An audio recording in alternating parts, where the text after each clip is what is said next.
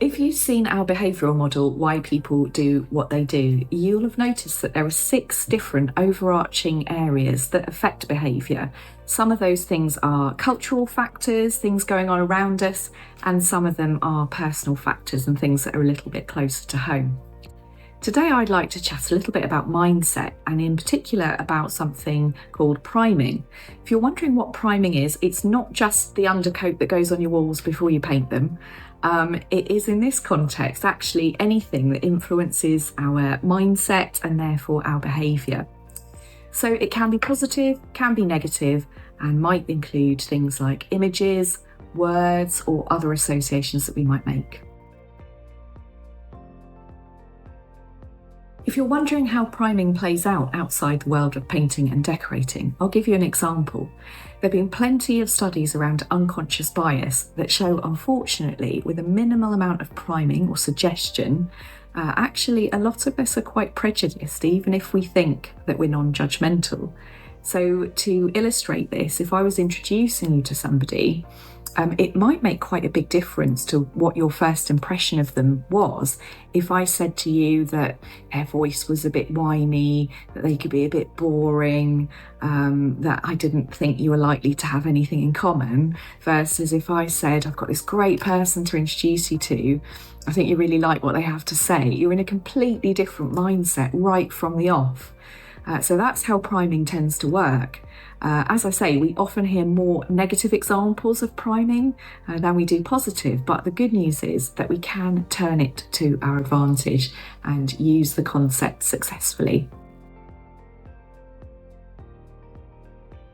So a couple of ways that you can use priming to your advantage would be if you're worried about a conversation that you think is at risk of being a bit controversial or confrontational, you'd do better to read or watch something balanced and or optimistic rather than listening to an aggressive chat show, for example. So stick on the classic FM, save the heavy metal for after the conversation. That would be my first tip.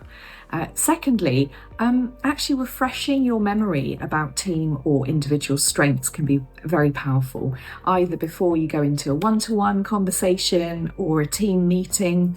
Can even be helpful at home, actually, to remind ourselves what we like about our family members. It's so often tempting to start off thinking, they never do the dishes or they always do this. And we're unconsciously priming ourselves in quite a negative way, which means we're really unlikely to have a successful interaction with them. So just a quick reminder over, perhaps what you like about somebody, what they've achieved, their skills, their strengths, can be a great precursor, especially as appraisal season rolls around. As I mentioned, priming is all about mindset, so sometimes it's really worth taking a step back and asking ourselves, what assumptions am I making here? For example, if I said to you that somebody had 10 cats at home, it's probably going to polarise you and make you think, oh, brilliant, we'll be right on the same page, or perhaps something more negative.